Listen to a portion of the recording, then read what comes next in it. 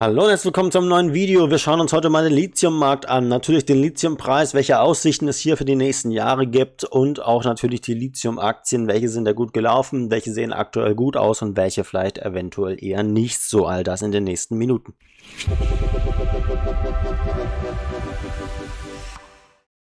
Ja, die Lithium-Aktien sind ziemlich gebeutelt worden in den letzten, ich würde mal sagen, 1 bis 2 Jahre, nachdem die Rallye im Lithiumpreis ja ihr jähes Ende gefunden hat und sich der Lithiumpreis auch wirklich um knapp 90% gefallen ist, 80 bis 90%.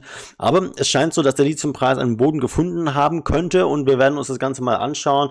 Ja, die Lithium-Aktien sind ja auch in den letzten 1, 2 Wochen ganz gut gelaufen und dementsprechend werden wir uns die mal im Detail anschauen, auch gerade natürlich die Bewertung, ob die Aktien jetzt nicht vielleicht so ein bisschen heiß gelaufen sind, das schauen wir uns alles im Detail an. Doch zuerst natürlich noch der Risikohinweis, dass alles, was ich sage, keine Kaufs- oder Verkaufsempfehlung darstellt und noch keine Finanzberatung ist, sondern lediglich meine eigene Meinung. So, gehen wir mal rein und hier seht ihr den Chart vom Lithiumhydroxid. Das ist ein Rohstoff, sage ich mal, im Lithiumbereich. Es gibt daneben noch Lithiumcarbonat, ja, also es gibt jetzt verschiedene Charts, die auch so mehr oder weniger ähnlich aussehen. Deswegen reicht es im Grunde auch, dass wir Lithiumhydroxid hier anschauen. Ja, auf TradingView gibt es leider nicht keinen guten Chart von Lithiumcarbonat. Aber nichtsdestotrotz, sieht es so ein bisschen danach aus, als würden wir hier nach diesem wirklich sehr, sehr starken Bärenmarkt so ein bisschen einen Boden finden. Und das ist natürlich die grundlegende Frage, ob wir einen Boden gefunden haben, denn dann wäre es natürlich auch ein interessantes Investment für die Lithium-Aktien, hier zuzugreifen. Und natürlich hat der Lithiumpreis sich in den letzten Wochen erholt. Das war der Nachricht geschuldet, dass China eine große Mine geschlossen hat, die für 6% der weltweiten Produktion verantwortlich war. Das hat natürlich die Preise nach oben gejagt, was wir jetzt hier auch so ein bisschen sehen können. Dementsprechend haben natürlich auch die Aktien reagiert, aber ich möchte das auch gleich schon an der Stelle sagen, dass diese Minenschließung natürlich, ich sage mal, erstmal temporär ist, beziehungsweise zumindest kurz- und mittelfristig Auswirkungen haben könnte.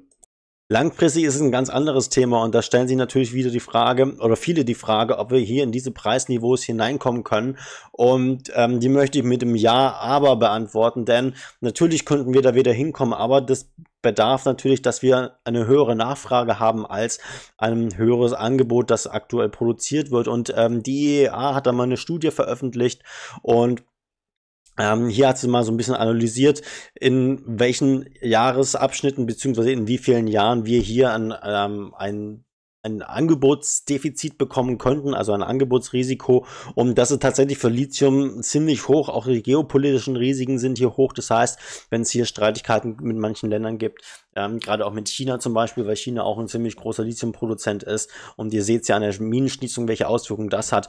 Das kann den Lithiumpreis entsprechend auch hoch nach oben treiben in relativ kurzer Zeit. Und wenn man sich mal hier so die Grafik anschaut, und das ist, glaube ich, die zentrale Grafik, die wir auch immer im Hinterkopf behalten müssen, ist, dass wir in 2030 hin, also perspektivisch hin auf die nächsten 5 Jahre, dann doch einen signifikanten oder den ersten spürbaren Lithium-Angebotsdefizit sehen. Ihr seht es ja hier auch so ein bisschen in den Zahlen hier. 2030 wird 531.000 Tonnen Lithium nachgefragt, laut Studie. Und laut Angebot werden hier nur etwa 503.000 Tonnen gefördert. Diese Zahl basiert auf den aktuell angekündigten Projekten, ja, also das, was jetzt aktuell hier in Produktion ist und in den nächsten Jahren dann in Produktion gehen wird. Lithium allgemein an sich, und das muss man natürlich auch im Hinterkopf behalten, ist kein seltener Rohstoff. Lithium gibt es sehr viel in der Erde. Es ist nur eine Frage, wie schnell kann man dann entsprechend Minen aufbauen und findet man auch genug Lithium in einer geeigneten Konzentration, in einem geeigneten engen Raum, um eine Mine zu bauen. Das sind eben die grundlegenden Fragen, aber nichtsdestotrotz hat die IEA natürlich hier analysiert, dass wir bis 2030 ein interessantes Defizit bekommen können und das könnte natürlich dementsprechend auch den Lithiumpreis dann wieder in höhere Gefilde treiben, ja, in höhere Preise sorgen. Wie hoch der Preis dann ist, das hängt natürlich auch stark davon ab, wie hoch die Nachfrage ist. Ja, wir haben natürlich Elektroautos, aber ich denke oder habe da auch im Blick Robotik, die natürlich auch eine Lithium-Nachfrage nach oben treiben werden, aber eher so perspektivisch nach 2030. 2035 hin. Und natürlich auch Energiespeicher, was glaube ich vielleicht auch noch so ein bisschen unter dem Radar läuft, beziehungsweise unterschätzt wird. Also es sind viele Fragezeichen, aber grundsätzlich sieht es aktuell zumindest kurzfristig für die Lithium-Aktien ganz, ganz gut aus. Die sind auch schon ganz gut gelaufen und die Frage ist natürlich, ob wir jetzt hier mit dem Lithium-Preis eine weitere Rallye sehen könnten.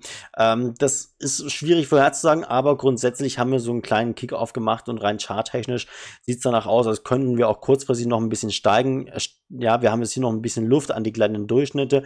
Ja, auch gerade so Rohstoffe handeln ja auch oder ist die Charttechnik ganz gut anwendbar. Und dementsprechend müssen wir mal abwarten, wie es sich in den nächsten Wochen entwickelt. Sollte der Lithiumpreis natürlich weiter steigen, dann werden natürlich auch die Lithium-Aktien davon profitieren.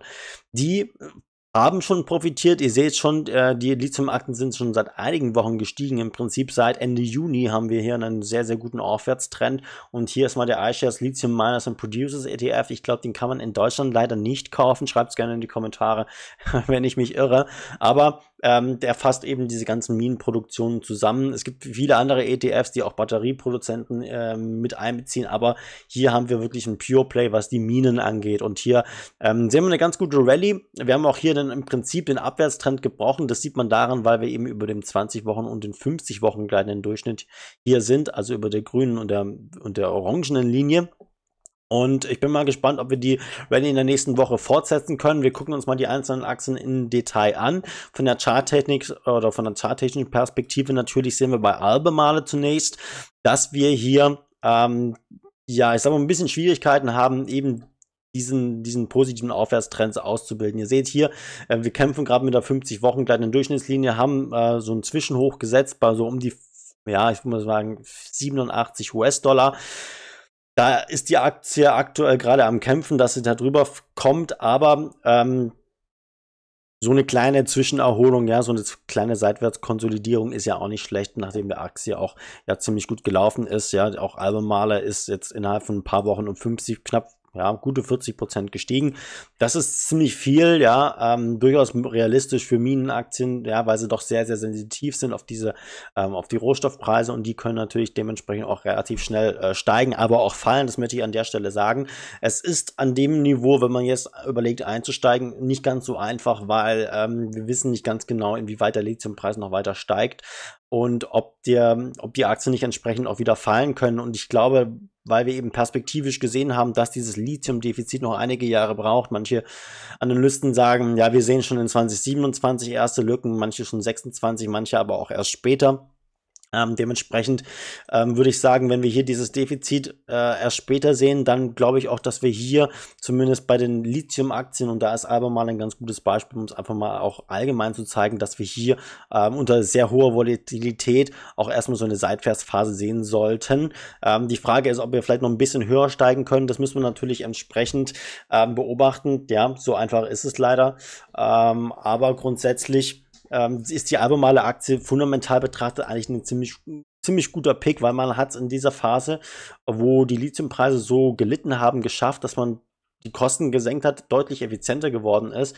Ja, und obwohl der Lithiumpreis ja hier am Boden ist, hat man es geschafft, wieder in die Gewinnzone zu kommen. Und das ist schon ein Qualitätsmerkmal. Und dieses Qualitätsmerkmal, das wird sich dann in Zeiten von hohen Lithiumpreisen dann mit einem kleinen Hebel, sage ich mal, dann auch auszeichnen. Ja, also ich glaube, dass Albemarle schlussendlich davon dann auch natürlich dann stark profitieren würde, wenn der Lithiumpreis weiter steigt. Und sollte er weiter steigen in den nächsten Wochen, dann glaube ich auch, dass wir dann relativ schnell dann hier diese 111 Dollar erreichen könnten, 110 Dollar. Das ist so die nächste charttechnische Widerstandsmarke, die es dann zu überwinden gilt. Aber wir müssen jetzt eher erstmal über die 87 Dollar und da ist natürlich ausschlaggebend, was der Lithiumpreis macht. Fällt der in der nächsten Woche oder in der nächsten Zeit, dann könnte es auch bei Albemarle entsprechend deutliche Rücksätze geben. Mehr würde mich nicht wundern, wenn wir auch wieder unter die 70 Dollar fallen. Also was ich damit sagen möchte ist, wer jetzt investiert ist aktuell in die Lithium-Aktien, kann sie vielleicht noch wirklich eher mit einem Halten betiteln. Um jetzt neu einzusteigen in den Sektor, würde ich erstmal noch ein kleines Fragezeichen machen, weil eben doch, ich würde es mal als 50-50 Chance betrachten, ob wir jetzt hier noch ein bisschen weiter steigen oder ob wir dann auch wieder ein bisschen abflachende Markt abfallende Aktienpreise sehen könnten.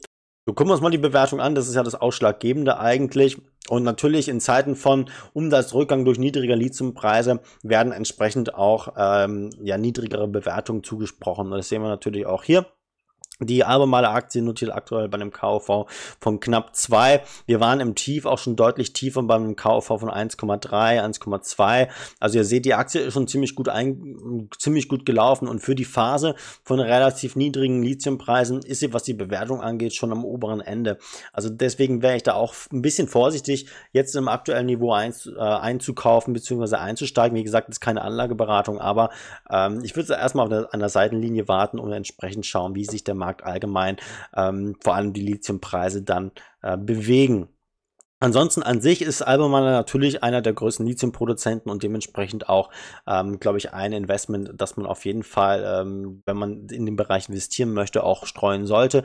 Es ist natürlich auch hier in dem Sektor sinnvoll, ein bisschen zu diversifizieren, um auch gewisse geopolitische Risiken zu minimieren. Ja, gerade Minenaktien sind ja auch, was politische Risiken angeht, ja manchmal auch leichteres Opfer, sage ich mal, von Regierungen. Das haben wir auch im Goldsektor gesehen, speziell bei manchen Titeln.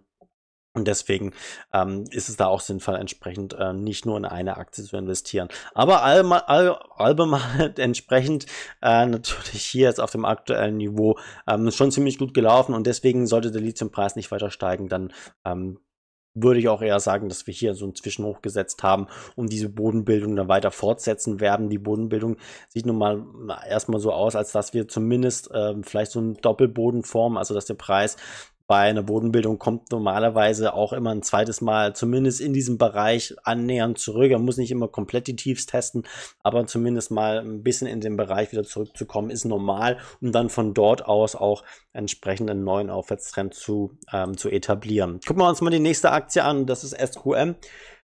SQM ist jetzt nicht nur ein reiner Lithiumproduzent, man macht auch Chemikalien allgemein in dem Bereich und die Lithium, also SQM ist ziemlich gut gelaufen. Tatsächlich sieht es auch charttechnisch ein bisschen besser aus als Albemarle. Wir sind jetzt hier auch schon stärker im Aufwärtstrend. Ihr seht hier, wir haben einen deutlichen Abstand zu den gleitenden Durchschnitten und es scheint so, als hätten wir hier tatsächlich diesen diesen Abwärtstrend gebrochen und rein charttechnisch sieht da SQM tatsächlich mit am besten aus und bei SQM haben wir eigentlich auch immer, oder in der Vergangenheit zumindest, jetzt leider nicht mehr, ihr seht es hier vielleicht so ein bisschen an den blauen Zahlen, wir hatten eigentlich eine ganz gute Dividendenrendite bei der Aktie. Wenn man jetzt hier wieder bessere Geschäfte macht mit dem Lithiumpreis, mit dem hohen, dann glaube ich auch, dass die Dividende wieder zurückkehren sollte, aber vorerst sieht es danach nicht aus und dementsprechend auch hier ist zumindest die Aktienperformance ganz in Ordnung, was man hier sehen kann. Gucken wir uns mal die Bewertung an. Ja, wir hatten ja bei Albemarle ein KV von 2, hier haben wir ein KV von 3. Das ist ja schon jetzt, auch wenn man die Historie für SQM betrachten, doch deutlich erhöht, ja, deutlich höher als bei Albemarle, aber auch für SQM selber. SQM selbst hat ein bisschen höheres KV, weil man eben nicht so komplett abhängig ist vom Lithiumpreis an sich, weil man eben diese große Chemiesparte noch hat, mit der man Geld verdient. Und wir sehen es auch generell an der Bruttomarge, die stabiler ist. Ja, die ist zwar auch rückläufig gewesen, aber wir halten uns immer noch bei stabilen 24%. Und auch was die Nettogewinnmarge angeht, haben wir immer noch 8%. Natürlich kommen wir von einem Hoch, wo der Lithiumpreis so extrem gut gelaufen war. Können wir uns auch mal anschauen. Da hatten wir Nettogewinnmargen von über 30%, knapp 40%. Da kann die Aktie natürlich auch relativ schnell wieder hinkommen, wenn der Lithiumpreis entsprechend wieder steigt. Aber grundsätzlich auf dem aktuellen Niveau würde ich sagen, ist schon einiges eingepreist und müssen wir mal abwarten, ob wir hier auch nicht wieder in diesen Korridor zurückfallen. Das heißt, SQM ist sicherlich ein spannender Kandidat, auf jeden Fall ein Kandidat, den man beimischen kann neben Albemarle und dementsprechend ein Kandidat für die Watchlist, würde ich erstmal sagen. So, gehen wir mal auf Standard Lithium. Standard Lithium ist ein bisschen ein spekulativerer Titel. Ja, man hat eine Marktkapitalisierung von 630 Millionen US-Dollar aktuell. Man hat dieses Lithium-Projekt in den USA, wovon man auch profitiert. Man hat ja auch dreistellig Millionen Zahlungen, Förderungen von der US-Regierung bekommen. Und allgemein sieht es ganz gut aus für das Projekt, dass es auch in Produktion geht. Aber das dauert noch ein bisschen. Ja, es wird nicht dieses Jahr und auch nicht nächstes Jahr wahrscheinlich produzieren. Und dementsprechend muss man hier ein bisschen Geduld mit bringen, aber die Aktie auch schon ziemlich gut gelaufen und natürlich hat man hier, weil es ein bisschen auch spekulativerer Titel ist, einen größeren Hebel. Ihr seht, vom Tief haben wir jetzt hier bei der Aktie schon fast 200% gemacht, also die Aktie hat sich schon fast verdreifacht.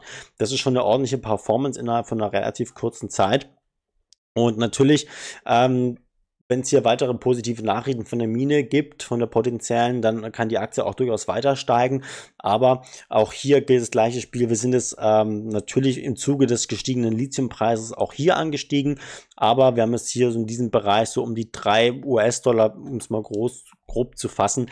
Das ist so ein wichtiger Bereich, wo wir jetzt hier auf Widerstand stoßen könnten, ja, Verkaufsorders entsprechend reinkommen könnten. Das heißt, die Marke wird schwierig, sollten wir die Marke knacken, dann können wir dann über 5 Dollar sprechen, aber ich habe die Standard Lithium immer noch im Depot, bin da leider immer noch, oder jetzt eigentlich mittlerweile plus, minus 0. Ich warte allerdings auch hier, dass wir, wenn die Produktion dann wirklich dann losgeht und der Lithiumpreis weiter steigt, dass wir durchaus Möglichkeiten haben, hier wieder in den Bereich von 10 US-Dollar und vielleicht sogar drüber zu kommen.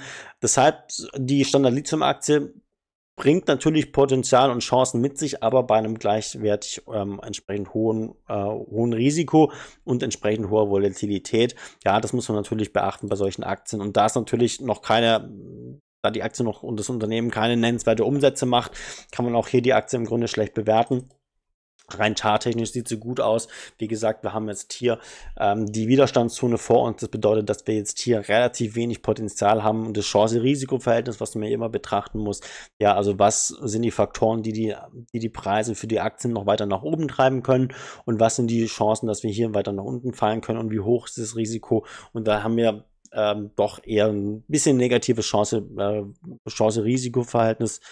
Und dementsprechend wäre ich auch hier erstmal an der Seitenlinie. Sollte die Aktie aber wieder im Bereich von 2 Dollar fallen, dann kann man sie sicherlich, wer es möchte, zumindest mal eine Teilposition etablieren.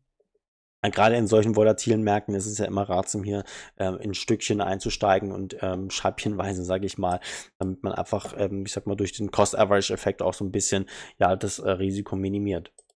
So, gucken wir uns mal die nächsten Aktien an. Das ist Pilbara Minerals. Pilbara auch ziemlich gut gelaufen. Da gibt es auch fundamental ganz gute Nachrichten.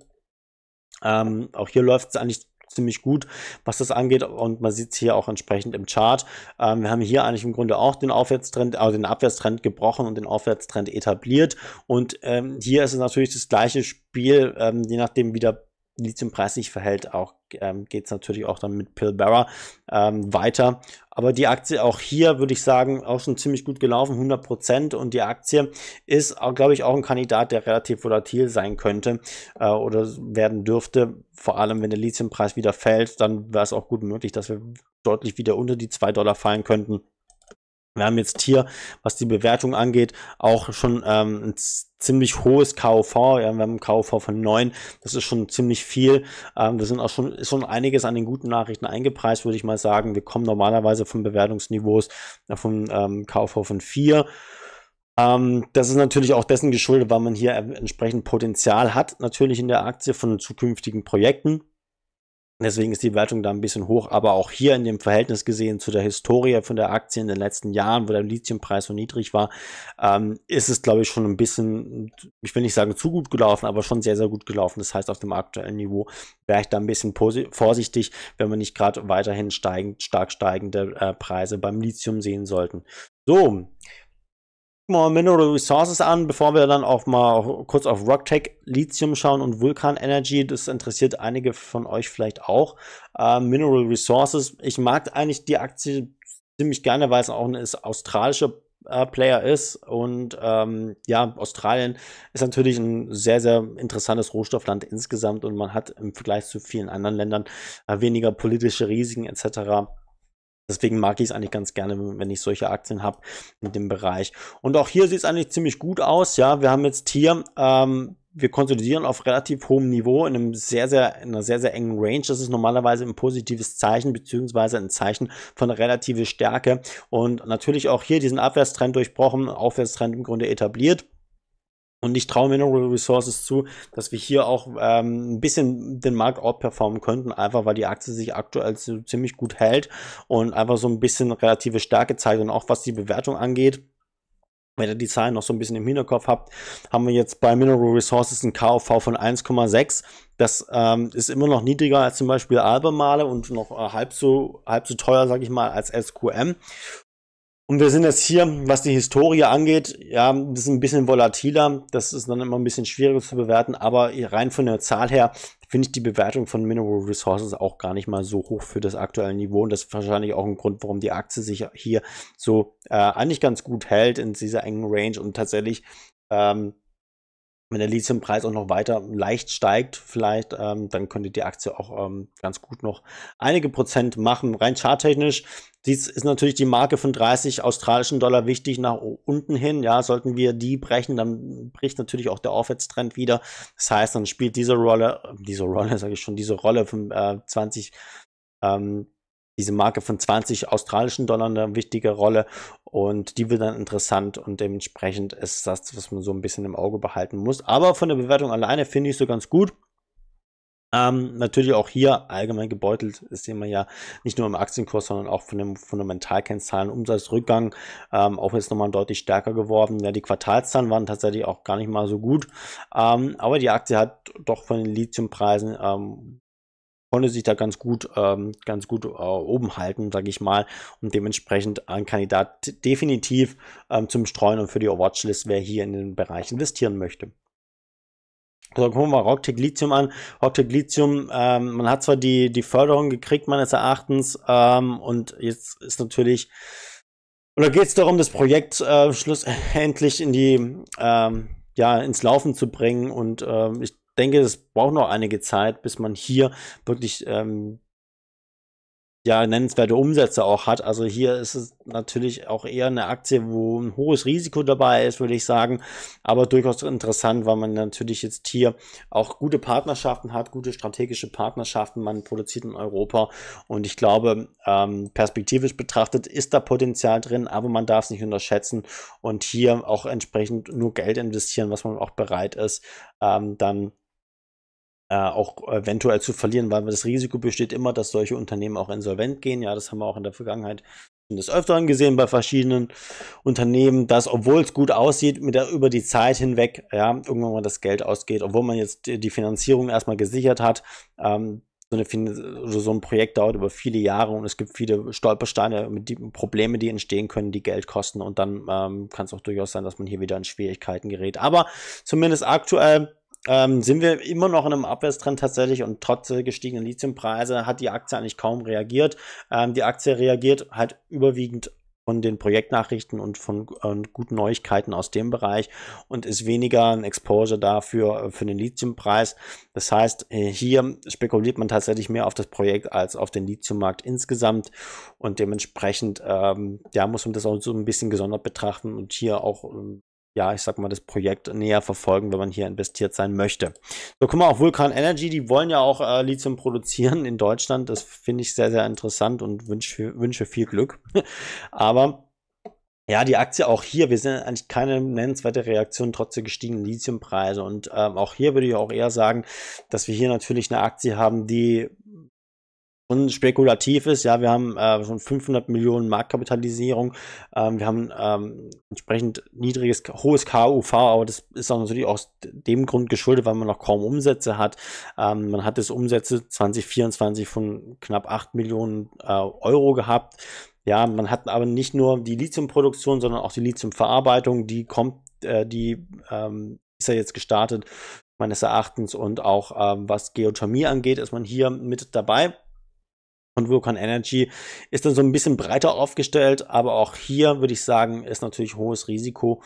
Aber sicherlich ein spannender Titel und ich bin mal gespannt, ob das funktioniert mit der Lithiumproduktion in Deutschland. So, das war der kurze Überblick über die Lithiumaktien. Wie gesagt, das ist ein spannender Sektor, gerade perspektivisch auf die nächsten Jahre betrachtet. Aber wir dürfen nicht vergessen, dass dieses Angebotsdefizit entsprechend erst perspektivisch in den nächsten Jahren auftreten sollte. Das heißt, es besteht noch relativ hohes Rückschlagpotenzial. Und man weiß auch nie, der letzte Anstieg ist ja der Minenschließung in China geschuldet. Wenn diese Mine wieder an den Start geht, dann landen wir auch relativ schnell wieder in diesem unteren Bereich. Das heißt, hier würde ich mit Vorsicht agieren und deswegen die Aktien vielleicht auch erstmal nur wer noch nicht investiert ist, auf dem aktuellen Niveau auf die Watchlist packen, um dann entsprechend bei Schwäche vielleicht nachkaufen, um sich zu positionieren. Ich glaube, der Boden ist drin. Ich glaube, tiefer als die letzten Tiefs, die wir gesetzt haben bei den Aktien, fallen wir nicht. Und dementsprechend kann es von hier eigentlich nur noch bergauf gehen. So, das war's von meiner Seite. Ich hoffe, euch hat das Video gefallen. Ansonsten hoffe ich, dass wir uns bei einem von den nächsten Videos wiedersehen. Bis dann, alles Gute, viel Erfolg und ciao.